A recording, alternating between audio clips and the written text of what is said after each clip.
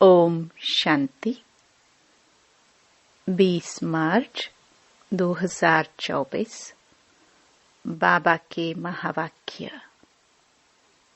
मीठे बच्चे, तुम्हें गुप्त खुशी होनी चाहिए कि हम परमात्मा बाप की यूनिवर्सिटी के स्टूडेंट हैं। भविष्य नई दुनिया का वर्षा पाने के लिए पढ़ रहे हैं। प्रश्न: किस स्मृति में सदा रहो तो दैवी गुण धारण होते रहेंगे? उत्तर: हम आत्मा शिव बाबा की संतान हैं।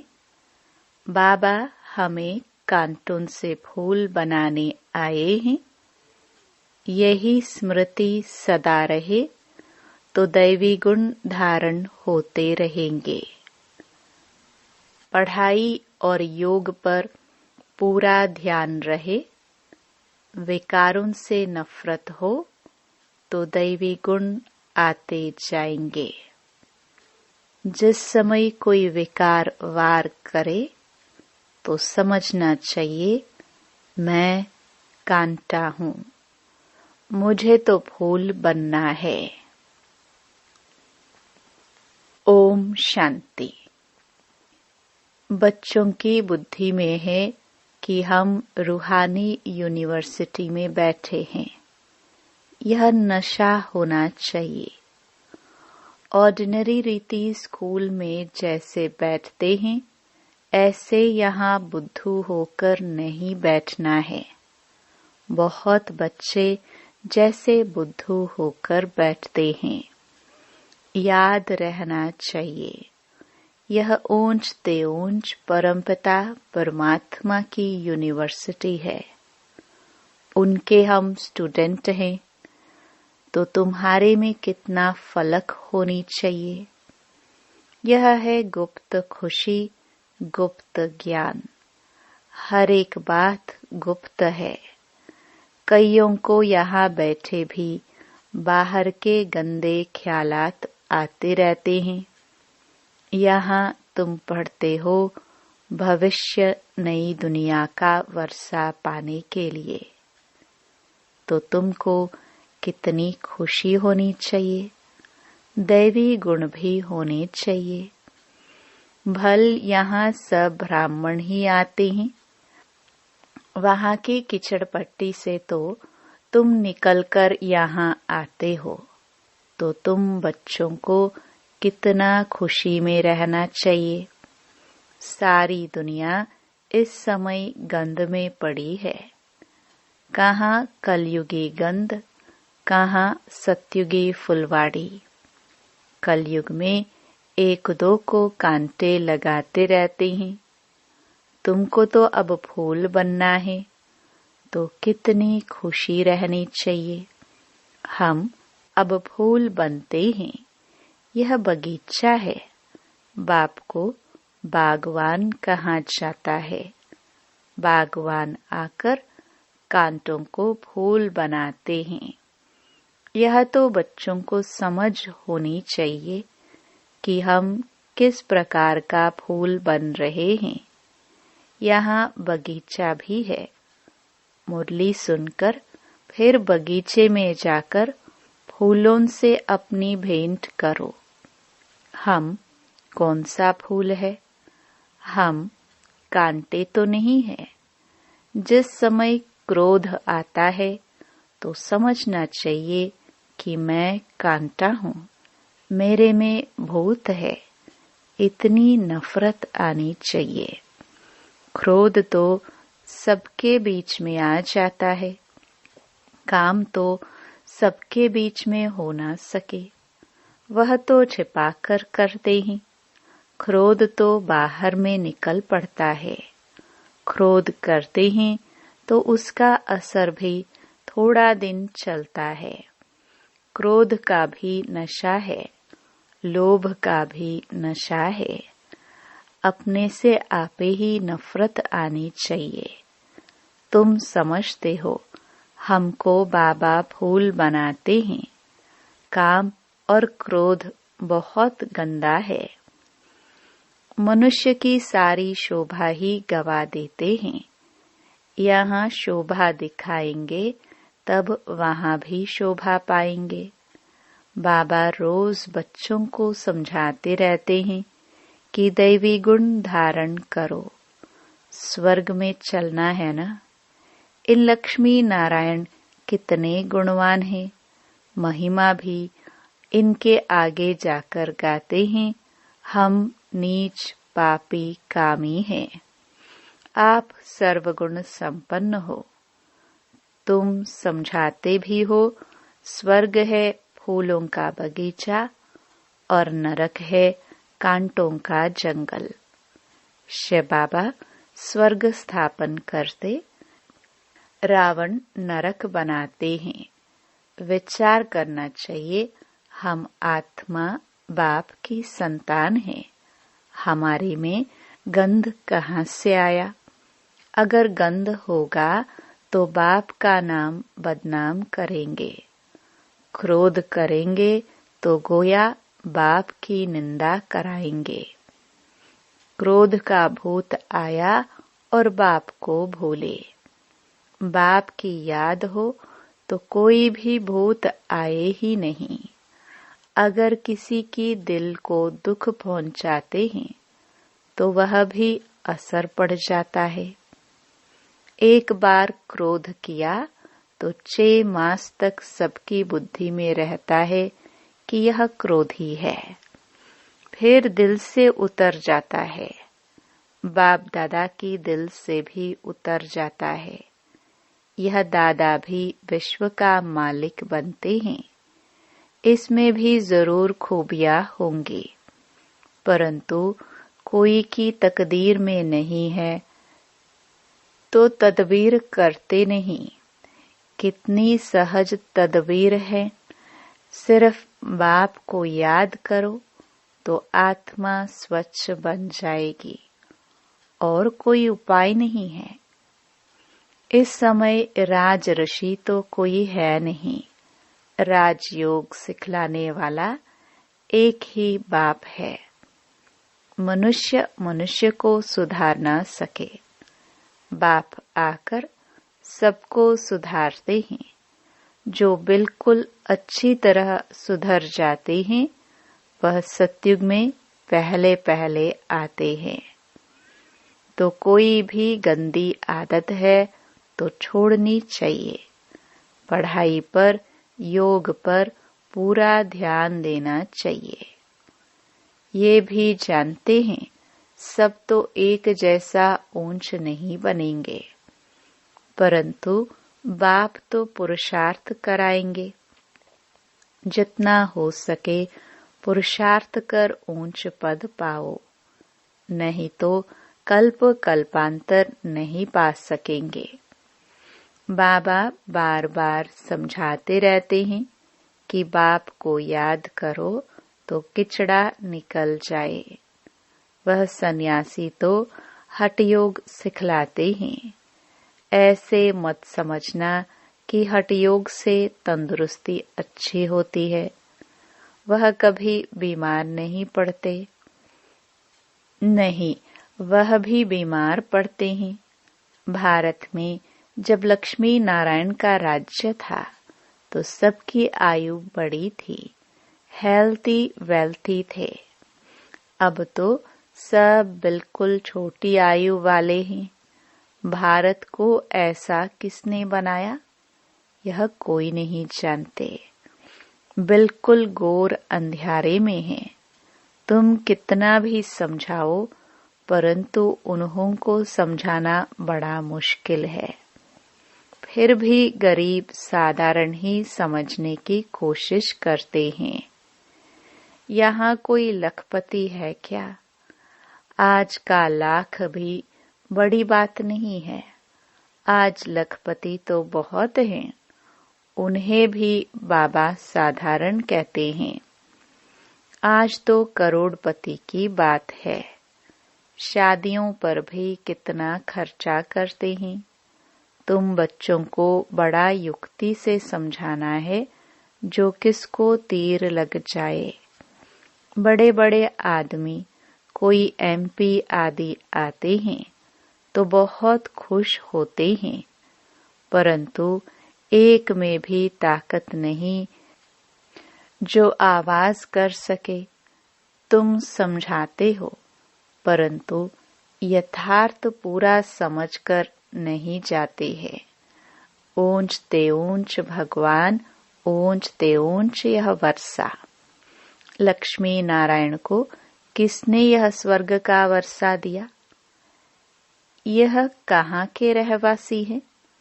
यह बहुतों को पता नहीं पड़ता है। म्यूजियम में आते बहुत है समझने के लिए। सेवा का चांस अच्छा है, परंतु योग है नहीं। बाप को याद करे तो प्रफुल्लता भी आए। हम किसकी संतान हैं? कितने बच्चे कायदे से पढ़ते नहीं हैं। बाप से योग है नहीं। संपूर्ण तो कोई बना नहीं है, नंबरवार है। बच्चों को एकांत में बैठ बाप को याद करना है। ऐसे बाप से हम स्वर्ग का वर्षा पाते हैं। इस दुनिया में हम ही सबसे पतित बने हैं, फिर हमको ही पावन बनना है। यह अच्छी रीति याद करना है। बाप हर प्रकार की राय तो देते हैं, ऐसे ऐसे करो। जैसे क्वीन विक्टोरिया का वजीर गरीब था, रोड की लाइट पर बत्ती पर पढ़ पढ़कर ऊंच पद पा लिया। शौक था। यह भी गरीबों के लिए है। बाप है गरीब निवाज। साहूकार क्या भगवान को याद कर सकेंगे? कहेंगे हमारे लिए तो स्वर्ग यहाँ ही है। अरे, बाबा ने स्वर्ग की स्थापना की नहीं है, अब कर रहे हैं। बाप को याद करो, पावन तो जरूर बनना है। बच्चों को युक्ति रचनी है। कैसे किसको समझाए कि भारत का प्राचीन योग सिवाय परमपिता परमात्मा के कोई सिखला नहीं सकते। हठ योग है निवृत्ति मार्ग वालों के लिए। बाप समझाते रहते हैं। जब किसका कल्याण होना होगा तो फिर लिखेंगे भी ऐसे। अभी तो देरी है तो किसकी बुद्धि में आता नहीं है। तुम्हारी है यह ईश्वरीय मिशन। तुम्हें मनुष्यों को देवता बनाने की सेवा करनी है। दुनिया में तो अनेक प्रकार की मतें निकलती रहती हैं, तो उनका कितना शो होता है। अंधश्रद्धा कितनी है। रात दिन का फर्क है। तुम ब्राह्मणों में भी रात दिन का फर्क है।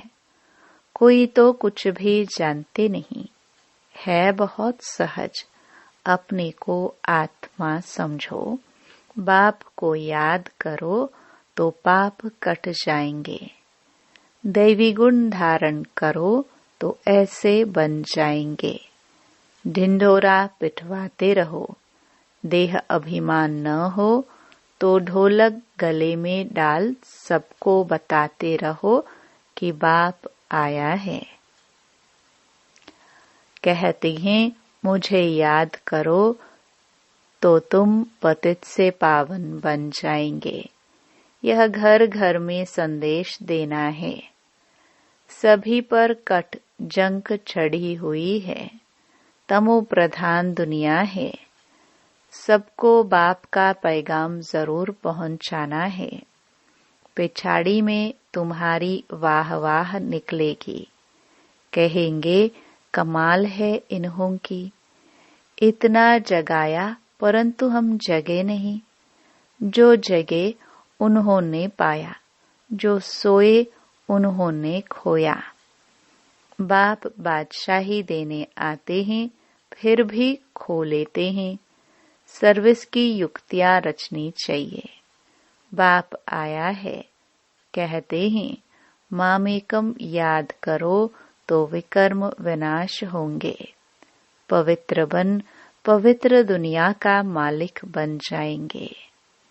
याद नहीं करेंगे तो पाप कटेंगे नहीं। कोई भी कट न रहे तब ऊंच पद पा सकते हैं। नहीं तो पद भी कम, सजाए भी खाएंगे।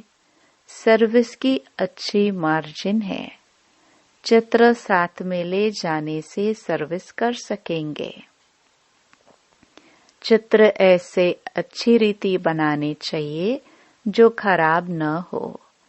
यह चित्र बहुत अच्छी चीज है। बाकी मॉडल्स तो खिलौने हैं। बड़े बड़े आदमियों के बड़े बड़े चित्र होते हैं, हजारों वर्ष भी चलते हैं। तुम्हारे यह 6 चित्र काफी हैं। बोलो, यह सृष्टि का चक्र कैसे फिरता है, हम आपको समझाएंगे। इस चक्र को याद करने से तुम चक्रवर्ती राजा बनेंगे। बैज भी बहुत अच्छा है, परंतु इनकी वैल्यू बच्चों के पास नहीं है। इस पर भी तुम समझाते रहो तो भी तुम्हारी कमाई बहुत होगी। यह बाज तो ऐसा है जो छाती से लटका रहे। यह बाबा इस ब्रह्मा द्वारा यह वर्षा देते हैं। ट्रेन में भी चक्कर लगाते यह समझाते रहो। छोटे बच्चे भी कर सकते हैं, तुमको कोई मना नहीं कर सकते। यह बाज ऐसी चीज है, हीरे जवाहर फल फूल महल सब कुछ इसमें मर्ज है, परंतु बच्चों की बुद्धि में नहीं आता है। बाबा ने बहुत बारी समझाया है, चित्र साथ में जरूर हो। तुमको कोई उल्टा सुल्टा भी बोलेंगे। श्री कृष्ण को भी गाली मिली ना, भगाते थे, यह करते थे, लेकिन उनको भी पटरानी बनाया ना। विश्व का मालिक बनकर फिर ऐसे काम थोड़े ही करेंगे। इस ज्ञान में नशा बहुत होना चाहिए। हम चाहते हैं जल्दी विनाश हो जाए, फिर कहते हैं अभी तो बाबा साथ है, बाबा को छोड़ देंगे तो फिर बाबा 5000 वर्ष के बाद मिलेगा। ऐसे बाबा को हम कैसे छोड़े? बाबा से तो हम पढ़ते रहे। यह है ब्राह्मणों का ऊंचे ते ऊंचा जन्म। ऐसा बाप जो हमको राजाई दे रहा है, फिर तो हम उनसे मिलेंगे नहीं। परंतु गंगा पर रहने वालों को इतना कदर नहीं रहता। बाहर वाले कितना महत्व रखते हैं, यहाँ भी बाहर वाले कुर्बान जाते हैं।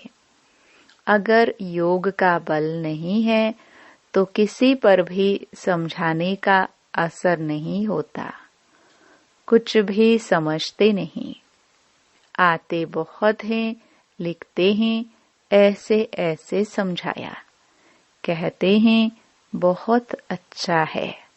बाबा समझते हैं, सुना ऐसे जैसे सुना ही नहीं, जरा भी समझा नहीं। बाप को ही नहीं जाना है। अगर कुछ समझे तो ऐसे बाप से कनेक्शन तो रखे, चिट्ठी लिखे। झट तुमसे पूछे कि हम ऐसे बाप को चिट्ठी कैसे लिखते हो, बताओ। शिव बाबा केयर ऑफ ब्रह्मा एकदम लिखने लग पड़े। यह तो रथ है ना, परंतु ज्यादा कीमत तो उनकी है जो इसमें प्रवेश करते हैं। सर्विस करते करते बहुत बच्चों के गले थक जाते हैं, परंतु योग नहीं है तो तीर नहीं लगता है। इसको भी ड्रामा कहेंगे। बाप को जान लिया तो फिर बाबा से मिलने बगैर रह नहीं सकेंगे। ट्रेन में भी योग युक्त हो आए। हम जाते हैं बाबा के पास। जैसे विलायत से आते हैं तो स्त्री बाल बच्चे सब याद आते हैं। यह तो हम किसके पास जाते हैं तो रास्ते में कितनी खुशी होनी चाहिए। सर्विस करते करते आना चाहिए। बाबा है सागर। देखते हैं बच्चे फॉलो कर रहे हैं। ज्ञान की लहर उठती है तो देखकर खुश होते हैं। यह तो बहुत अच्छा सपूत बच्चा है। सवेरे याद की यात्रा में बहुत फायदा है। ऐसे भी नहीं सिर्फ सुबह को याद करना है। उठते बैठते खाते पीते याद किया, सर्विस की, तो तुम यात्रा पर हो। अच्छा, मीठे मीठे से खिलदे बच्चों प्रति माता पिता बाप दादा का याद प्यार और गुड मॉर्निंग। रूहानी बाप की रूहानी बच्चों को नमस्ते। धारणा के लिए मुख्य सार। पहला, किसी की दिल को दुखी नहीं करना है। अंदर कोई भी भूत है तो जांच करके उनसे निकालना है। फूल बन सबको सुख देना है। दूसरा, हम ज्ञान सागर के बच्चे हैं तो अंदर ज्ञान की लहरें सदा उठती रहे। सर्विस की युक्तियां रचनी है। ट्रेन में भी सर्विस करनी है। साथ साथ पावन बनने के लिए याद की यात्रा पर भी रहना है। वरदान। याद और सेवा के बैलेंस द्वारा बाप की मदद का अनुभव करने वाले ब्लेसिंग की पात्र आत्मा भव। जहाँ याद और सेवा का बैलेंस अर्थात समानता है, वहाँ बाप की विशेष मदद अनुभव होती है। यह मदद ही आशीर्वाद है, क्योंकि बाप दादा अन्य आत्माओं के मुआफिक आशीर्वाद नहीं देते। बाप तो है ही अशरीरी, तो बाप दादा की आशीर्वाद है सहज स्वतः मदद मिलना, जिससे जो असंभव बात है वह संभव हो जाए। यही मदद अर्थात आशीर्वाद है। ऐसी आशीर्वाद का पात्र आत्माएं हो जो एक कदम में पद्मों की कमाई जमा हो जाती है। स्लोगन। सकाश देने के लिए अविनाशी सुख, शांति व सच्चे प्यार का स्टॉक जमा करो। ओम शांति।